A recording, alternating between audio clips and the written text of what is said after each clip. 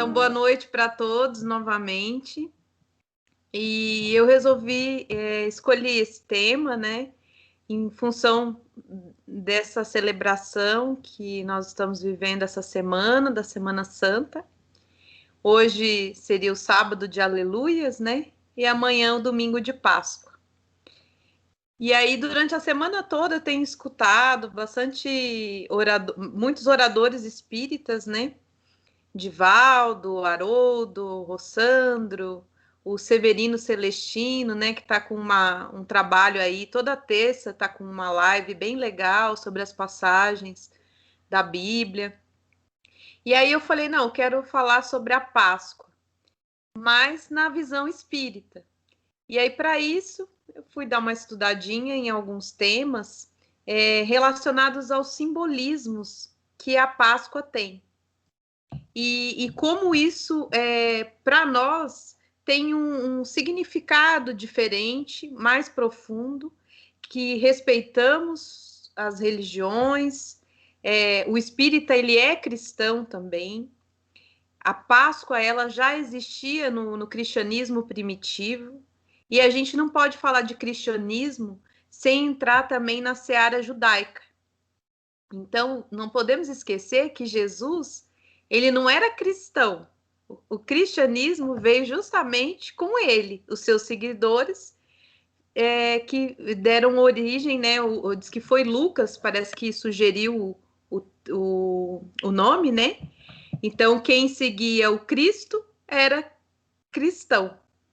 E ficou o cristianismo aí. E Jesus, ele era judeu. E ele celebrava já naquela época a Páscoa. E era uma celebração, uma festa que tem até hoje. Aí o Severino Celestino, que ele faz umas viagens lá para a Terra Santa, e que é um dia que eu gostaria assim muito de fazer essa viagem junto com ele, ou então num grupo, quem sabe a gente um dia, para fazer essa imersão, né? Que ele fala assim muito da vibração dos lugares, de sentir a presença, de tudo que era feito naquela época. Então, o judaísmo, na verdade, quando ele instituiu essa festa, era justamente para celebrar a libertação da escravidão, que o povo hebreu eles já estavam escravos, né, escravizados por por 400 anos. Então, a Páscoa era justamente para comemorar essa libertação do povo hebreu. E a gente acaba conhecendo um Jesus só cristão, mas ele também era um Jesus judeu. Tanto é que quando ele foi falar lá no templo, ele foi quando ele tinha 13 anos e não 12, porque um judeu ele só é visto para o mundo como um homem quando ele faz 13 anos e a mulher com 12. Então, o nosso Jesus, que tinha essa formação, né, por ser judeu,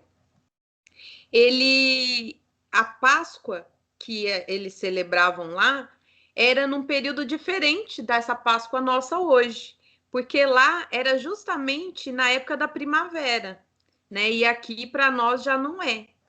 Então, assim, tem vários simbolismos. A gente vê assim que tem recortes que são feitos e que muita coisa que a Igreja Católica, né, o cristianismo que veio depois, aproveitou algumas coisas.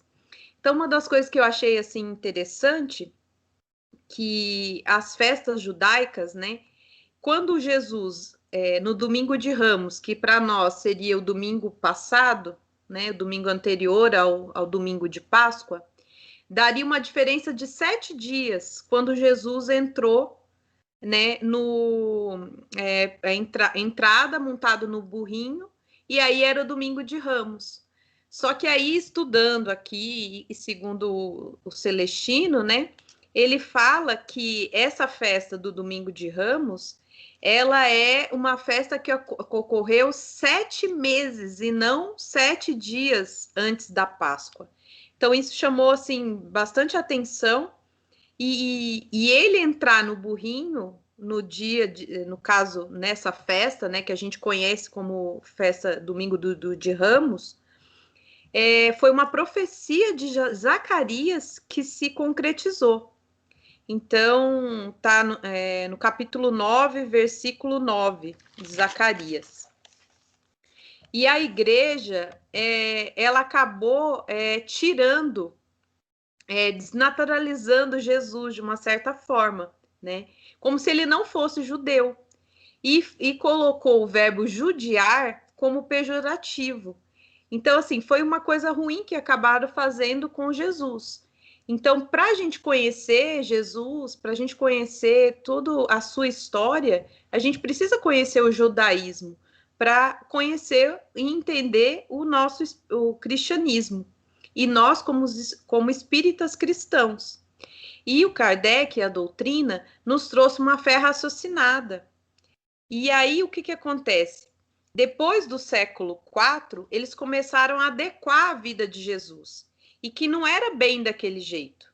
E a gente, como espírita, que está sempre buscando esse raciocínio, essa fé calcada em estudo, em doutrina, e porque fé sem a razão, a gente é racional. Ela vai ser o quê? Um fanatismo. E a ciência sem uma religião é o ateísmo. E quando a gente tem uma religião sem ciência, também é fanatismo. Então, a razão, a doutrina espírita, que é ciência, religião, filosofia, e essa moral religiosa, ela nos deixa assim mais completos. Porque eu também, na minha juventude aí, né, mais nova, eu passei pelos sacramentos, né, da Igreja Católica. Era um cristianismo diferente, mas faltava algo, porque tinha muito dogma.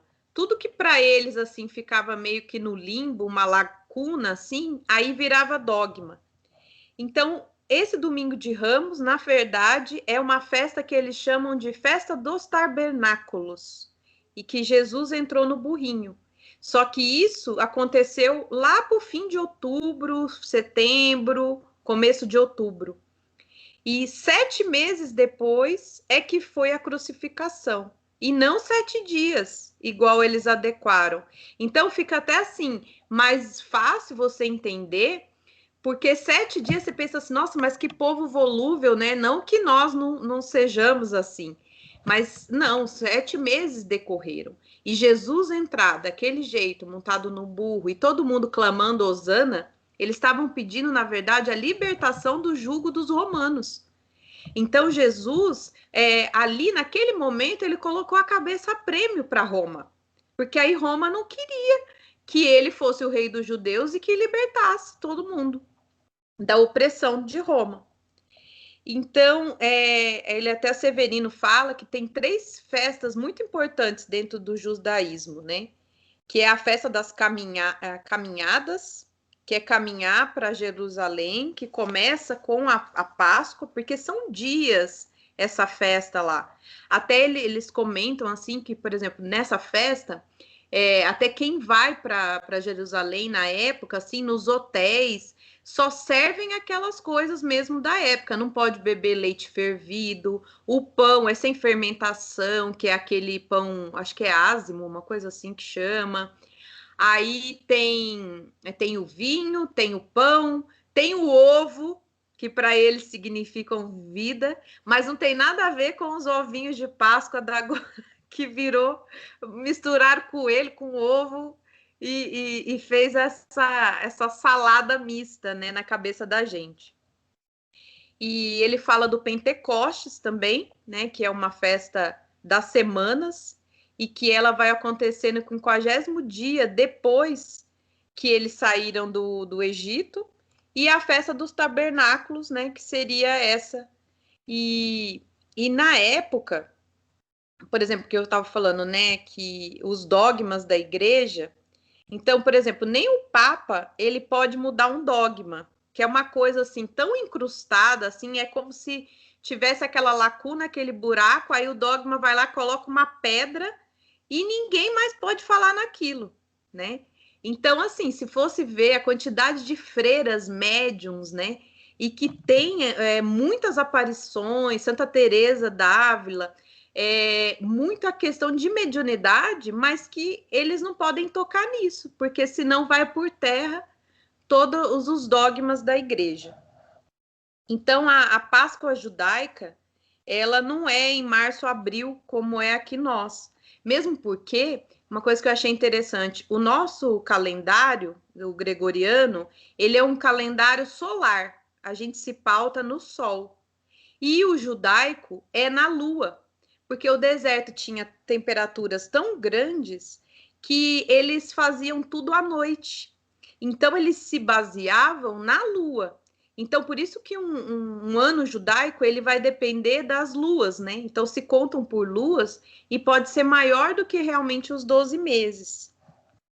E aí, só para a gente completar a questão do domingo de Ramos, era 4 plantas que tinha, não só os ramos, né, das palmeiras, quanto outros ramos também. E foi nessa festa que Jesus entrou no burrinho, no portão. Eu não sei se, agora eu até me confundi se é o nome desse portão, que o Severino até falou, depois se eu me lembrar eu até falo.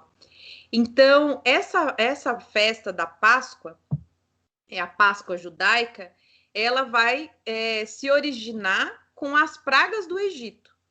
Aí, quando tem as 10 pragas, a última praga, que seria acabar com o filho mais velho de cada família, aí o anjo avisa que todo o hebreu tem que matar o cordeiro, passar no beiral, no umbral da porta, o sangue, para o anjo passar por sobre, que é o Pêssar, que é, entre aspas, não é um pulo, né? Porque um coelhinho pula só daqui e ali. Não, é passar por sobre essas casas que não tiveram seus primogênitos assassinados. E aí que começou já a saída deles do Egito para a libertação. Então, né, nesse simbolismo da Páscoa deles, eles tinham bênção do vinho, bênção do pão, que depois a Igreja Católica colocou primeiro a bênção do pão e depois do vinho. Fez uma inversão aí na ordem, né? E o vinho representando o sangue. Judeu, inclusive, não come nada que tem sangue, né? Uma galinha cabidela aí, Osélia, que é lá do Nordeste, a gente que é das Minas Gerais, a gente fala o molho pardo, não pode. Então, é essa festa judaica dos ázimos, né? E Jesus, ele, como judeu, ele viveu essa Páscoa judaica, e quando ele já se reuniu com seus apóstolos, já sabendo da traição, perguntava para Pedro, né, se Pedro que Pedro ia traí-lo, né, que Judas ia entregá-lo. Quando teve lá a Santa Ceia, ele já sabia de tudo, ele já sabia da programação dele, ele já sabia que ele, como João mais tarde falou, que ia ser o cordeiro imolado, né? Ele já sabia de tudo isso, mas tudo tinha que se dar daquela forma, para que realmente a lição do mestre ficasse no coração de todos. Só que Jesus, além dessa Páscoa judaica que ele viveu, na época da Páscoa que hoje a gente celebra, a Páscoa cristã, ele reuniu os seus apóstolos e na Santa Ceia, que além desse simbolismo judaico, ele acabou inserindo o lava-pés, justamente uma grande lição de humildade, de servidão. E isso lá era muito importante, porque imagina, eles andavam, imagina a poeira que era, descalço, às vezes com sandália assim gasta, chegava num lugar, oferecer para lavar os pés era um acalento. Então, todo lugar que você chegava, eles faziam isso. E aí Jesus quis lavar de todos os apóstolos. Então, ele acrescenta na última ceia judaica essa lição da humildade e da fraternidade, porque esse é o nosso Jesus, esse é o nosso Cristo de amor. E o vinho simboliza o sangue que Jesus iria derramar. E ele falou isso para os apóstolos. E a Páscoa, hoje, ela é diferente, né, da judaica original. E também nessa Páscoa que Jesus viveu, antes da sua crucificação, ele promete o Consolador prometido. Ele fala do Consolador. Então, ele já estava antevendo que quando a gente tivesse uma maturidade espiritual maior, ele ia mandar o Consolador. E o Divaldo, esses dias, eu estava assistindo também uma palestra dele, e ele comentou que a ressurreição é a gratidão de Jesus perante a crucificação. Eu achei isso muito bonito. E aí ele fala da gratidão, do ser grato, que quem busca ser grato busca a paz. E a resposta da vida é semear e servir. E isso tudo Jesus nos ensinou. Ser grato e saber que a vida sempre vai modificar. Porque o ser grato, ele vai transformar o mal que acontece com ele em oportunidade. Ser grato e ser humilde, gostar de servir, amar, construir um mundo novo. O corpo é uma máquina de ação. O ser grato, ele tem saúde mental, porque ele está sempre agradecendo. Então, a mensagem de Jesus não deve ser só da crucificação. A gente tem que lembrar, e o Divaldo falou isso, que a gente tem que lembrar de Jesus no monte e não na crucificação, porque a gente tem que lembrar dele alegre. E que ele recebeu as pedradas que foram dadas para ele como flores. Então, ele pegou o mal que foi dado e reverteu em paz, em amor, em gratidão. Ele pegou a crucificação e entendeu que ele deveria ser grato.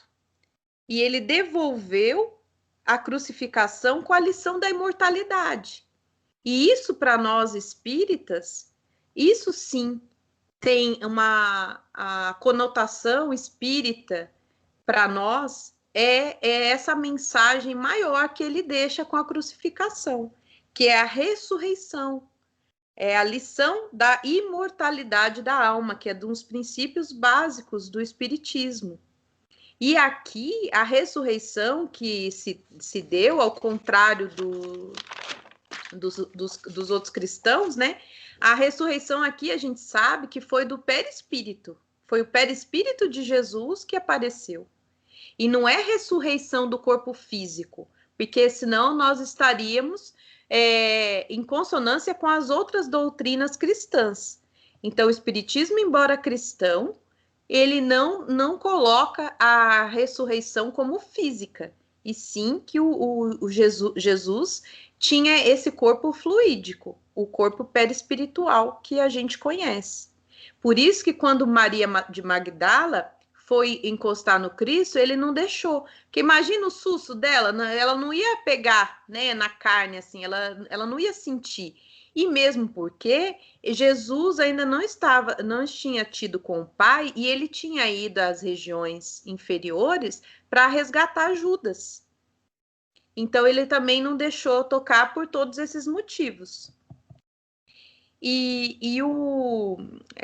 Acho que não sei se foi o Divaldo ou o Severino que comentou que o julgamento de Jesus antes da crucificação tem uma conotação muito forte na visão judaica e na visão cristã, né?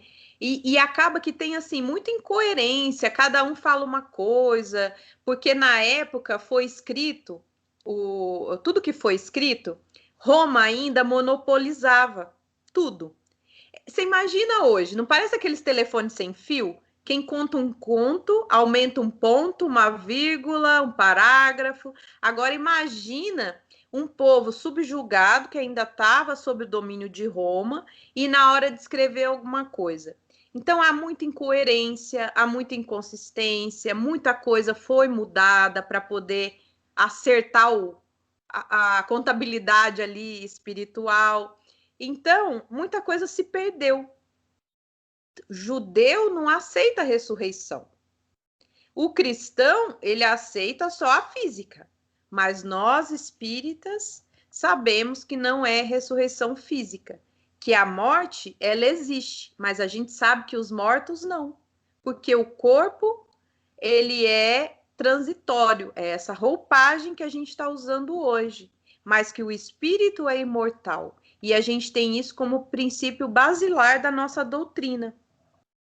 Então, quando ele apareceu para Maria de Magdala, ele apareceu para os dois lá no caminho de Emaús. Então, nesses 40 dias que Jesus ficou aparecendo, ele apareceu mais ou menos umas 14 vezes, segundo o Severino Celestino. E aí, o que ele comenta também, que eu achei interessante, é que, assim, os discípulos são aqueles que aprenderam com Cristo.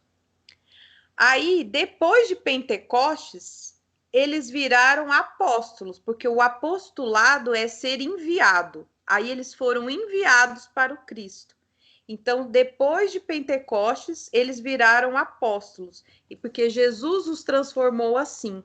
E, na verdade, Pentecostes foi uma grande, foi um descortinamento da mediunidade para o mundo, porque nada mais é do que as línguas, as línguas de fogo, do que as comunicações, do que os espíritos ali, e que cada um deles tinha um tipo de mediunidade, igual a gente, médium em sentido amplo, todos nós somos. Então, no Pentecostes, ele não trouxe o seu corpo perispiritual, Jesus, mas ele trouxe uma energia espiritual, né, transformando todos os presentes em médiums. Isso aí na nossa visão espírita. E o apóstolo, na concepção grega, o apóstolo é o enviado. Aí depois, se alguém quiser dar uma olhadinha em Atos dos Apóstolos, capítulo 2. E aí o que eles comentam, por exemplo, todo mundo que trabalhava lá, que depois que Jesus já tinha sido crucificado, né, e tudo, começaram a trabalhar na Casa do Caminho. O Estevão, que depois, né, foi apedrejado, e teve Paulo e Saulo, né, que ainda era Saulo. O Estevão, ele era um servente, ele ajudava a servir, porque eles precisavam de pessoas para ajudar. Mas Estevão era médium, né? Eles falam isso. E aí tem a Porta dos Leões, que é conhecida até hoje, se você for lá para conhecer, ou Porta de Estevão. Aí já entra a história de Paulo, de Ananias, e aí já é uma outra palestra. Mas o que foi importante também acontecer, que se Roma não fosse o império que fora na época, o cristianismo não teria se alastrado, ele não teria chegado para nós. Então, tem uma comparação que é feita de Roma ser o vaso rachado. Aquele vaso que está rachado, com a água vazando pelo caminho, e ao longo do caminho foi deixando as flores. Então, eu achei muito bonita essa comparação, e a gente vê que nada acontece por acaso, que todo mundo tem a sua missão, a sua contribuição nas engrenagens da vida. E a Páscoa, ela é a libertação para os hebreus, é a passagem para os católicos, nossos irmãos cristãos católicos. E essa passagem da morte para a ressurreição do Cristo. Mas para nós, ela é uma reflexão e uma confirmação da imortalidade da alma. E isso fica muito claro. E o sábado de aleluia, que é hoje, que é uma coisa assim que vira assim um contrassenso, que é uma coisa que é para ser alegria, o pessoal fala muito que é um dia que se malha Judas.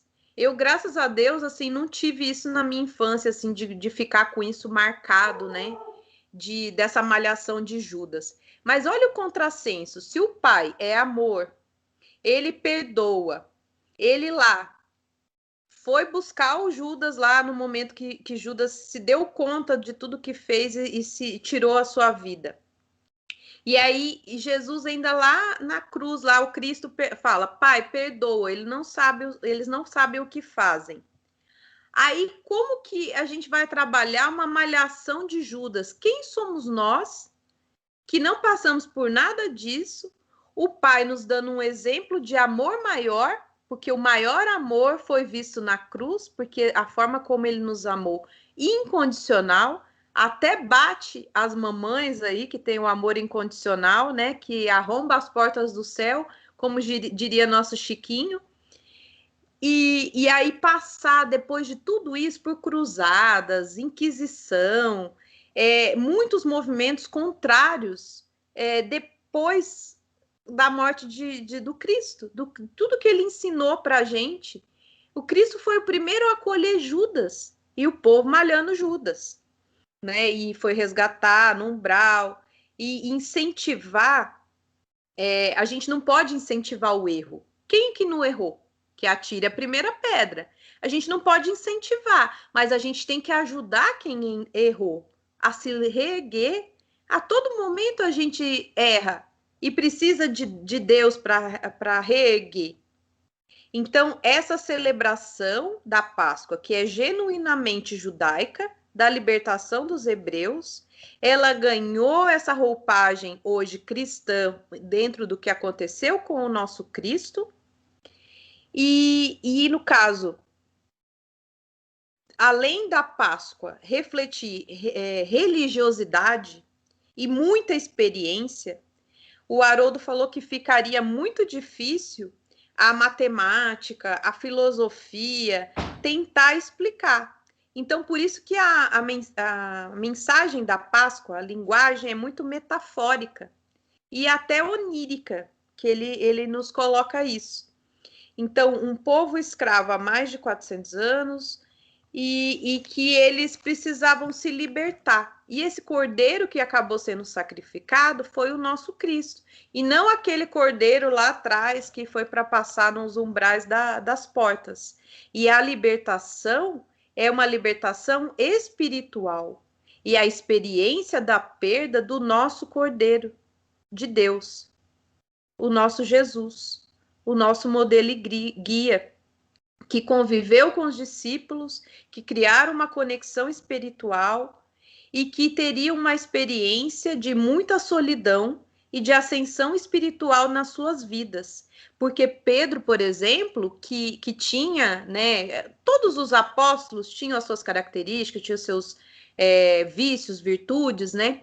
Mas que Pedro diz que depois, assim, ele teve uma transformação tão grande, ele deixou o homem velho, ele conseguiu essa ascensão espiritual.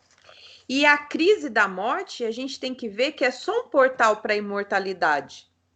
Porque a vida, ela não vai cessar no túmulo. Toda vez que vocês se sentirem falta de alguém, a gente celebra a Páscoa. Porque a gente celebra a vida e não a morte. Porque a gente não tem mortos, principalmente no espiritismo, porque nós somos espíritos imortais. E Jesus, ele veio libertar o homem da escravidão da matéria, da escravidão dos sentidos, porque a matéria, ela é limitadora. Ela nos acondiciona dentro desse corpo físico um espírito que é imortal, que é livre. Então, ele foi o mensageiro da libertação, do amor incondicional, do servir, da humildade e celebrar a vida espiritual. É o que nós fazemos, nós espíritas, nós celebramos a vida espiritual. Então, esse êxodo, ele ocorre dentro de cada um de nós. E essa passagem, que é o Pêssar, da morte para a ressurreição, que cristãos e protestantes veem, o espírita, ele não se prende a rituais, mas ele respeita todos eles. Porque a nossa fé, ela é raciocinada, não há dogmas. E uma coisa também que é interessante, que eles fazem também uma... Acho que esse daqui, quem fez essa parte, acho que foi o Divaldo, que ele fala de José, né, filho de Jacó, que também era grande médium, que era um médium que adivinhava os sonhos, né, que era uma mediunidade onírica, e que até os hebreus passarem para o Egito, e depois que José foi vendido, que aí o pai dele, os irmãos, depois se reconciliaram, foram morar lá, o povo hebreu ele foi se multiplicando muito. Que então isso daí que gerou lá na frente essa questão, como eles já eram escravos e eles queriam conter o número de de hebreus que estavam se proliferando, né? Vamos dizer assim. E aí os faraós lá, todo filho nascido, né, de uma escrava hebreia deveria ser sacrificado. Então, assim, a gente tem que ver que é um povo que passou por muita estreiteza, né, por muita privação, né? 400 anos de escravidão é muita coisa, né? E veio lá da família do José, de todo mundo que foi indo para ali, que aí o faraó morreu, aí as coisas foram mudando, né? Porque mudam os governos, aí tem sempre aqueles que estão com o governo, não estão com o governo. Isso daí existe desde que o mundo é mundo. E aí o Divaldo fala, né, que a celebração judaica ela vai evocar a escravidão do Egito. E para nós a conotação ela é diferente, embora nós sejamos uma doutrina derivada do cristianismo. O significado religioso para nós é diferente, né? Essa tragédia para a humanidade que foi, porque Jesus ele ficou só. Então, o que acontece? Todas as dores, tudo que a gente passa sozinho. O nosso testemunho é nosso. Então, a nossa existência física, a crucificação, a morte, toda essa parte, vamos dizer assim, negra, é para uma alvorada, uma madrugada luminosa da ressurreição. E esse ser tão iluminado, ele reverteu a história, antes e depois dele. E aí fala, né, que no fim ele foi o primeiro feminista, que eu até falei isso na última palestra sobre o Dia das Mulheres, porque as mulheres, elas não traíram Jesus. Elas ficaram ao lado dele todo o tempo. Maria de Magdala, e como grandes testemunhas. E os homens, infelizmente, acabaram o traindo, porque muitas vezes, diante de grandes testemunhos, é difícil a gente se manter firme. E a ressurreição, essa parte espiritual, e nós temos que a ressurreição dos mortos da carne, a ressurreição da carne é a reencarnação. Quando é explicado isso daqui, João era Elias. Então, Jesus nos traz, além do sublime amor, das lições de muita humildade, de servir, da imortalidade da alma, da fraternidade na Santa Ceia, que devemos nos unir, que o que a gente tem que passar, cada um passa, e nos libertar. E o que a gente precisa mesmo é nos libertar de nosso orgulho, de nosso egoísmo. E essa libertação dessa escravidão que a gente tem, ela tem uma abrangência bem maior do que aquela libertação lá atrás dos hebreus. E aí o Severino ele fala de um lugar que eu fiquei doida para conhecer, que é o cenáculo, que é um lugar que é muito importante, que tem uma energia bem bacana, porque é o ponto central, é aonde se celebrou a Páscoa judaica, a Páscoa que o Cristo celebrou e que hoje já é a Páscoa nos dias atuais. Então, imagina ali, tudo aconteceu ali, era um ponto central de tudo isso. E aí, quando Jesus apareceu em perispírito para Madalena, e aí o Paulo, depois, né, que já era apóstolo, que não chegou a conhecer Jesus, ele trata com muita propriedade da ressurreição na primeira carta aos Coríntios, no capítulo 15. Depois, se vocês quiserem dar uma olhadinha, ele explica muito bem sobre a questão da ressurreição, que carne e sangue não ganham o reino dos céus.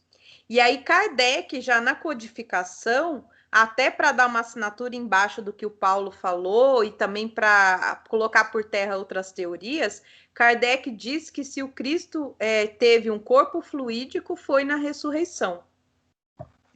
E a Páscoa, para nós espíritas, ela deve ser vivida todo dia, porque o espiritismo ele prega a reforma íntima. Se nós não somos melhores, não é por falta de tentar. Então, somos cheios de defeitos, somos, mas nós estamos pelo menos querendo mudar. Se a gente consegue, se está devagar, se ainda está muito ruim, mas estamos tentando. Então, a nossa Páscoa, ela é diária, e a nossa Páscoa chama-se reforma íntima, justamente porque a gente crê na imortalidade da alma, a gente sabe que essa roupagem aqui vai ser devolvida e que nós vamos reencarnar quantas vezes forem necessárias para o nosso aprimoramento.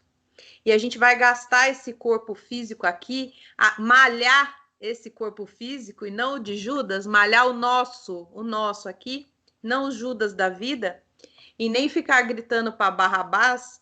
Nós vamos malhar esse corpo físico até virar luz. E sem obras, ninguém vira luz. E tudo se renova. Tudo se renova. Então, após a morte, há renovação. E é uma mensagem de esperança que o Cristo traz também para nós. E a Páscoa lá, originária dos judeus, ela era depois de um inverno rigoroso, aí era a primavera, e aí que era a Páscoa deles. Então, por mais que nós passamos invernos rigorosos da nossa vida, há de vir a primavera. E aí eu lembrei de Cecília Meirelles, né? Aprendi com a natureza a me deixar cortar e a voltar sempre inteira. Então é isso, nós vamos ter todas as estações do ano. Então, nós agora estamos no outono, né?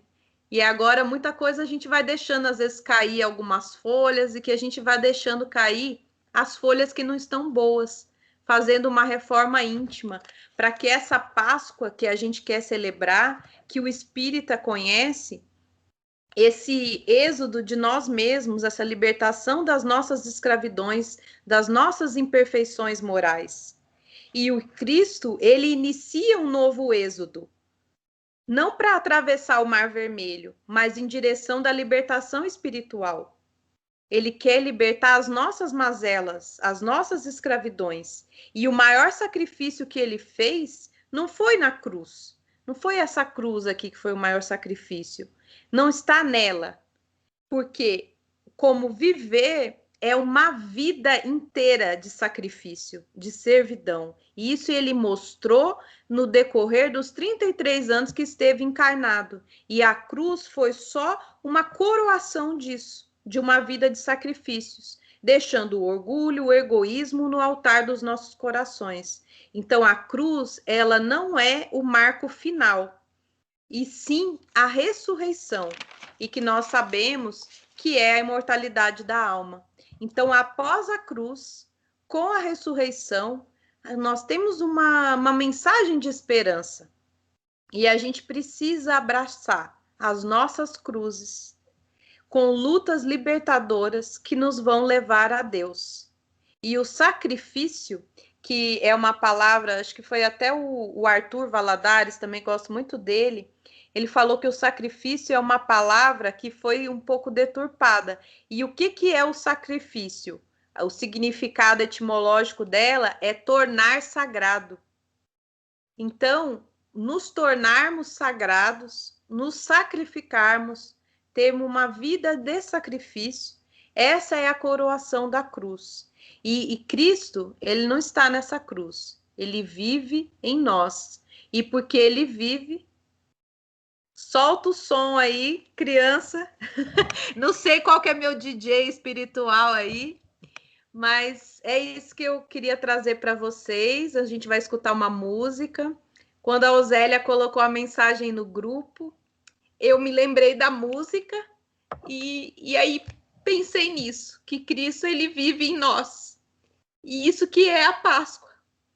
Ele viver em nós, e porque ele vive em nós, a gente quer se reformar, quer ser melhor, com muita esperança e fé. Muito obrigada.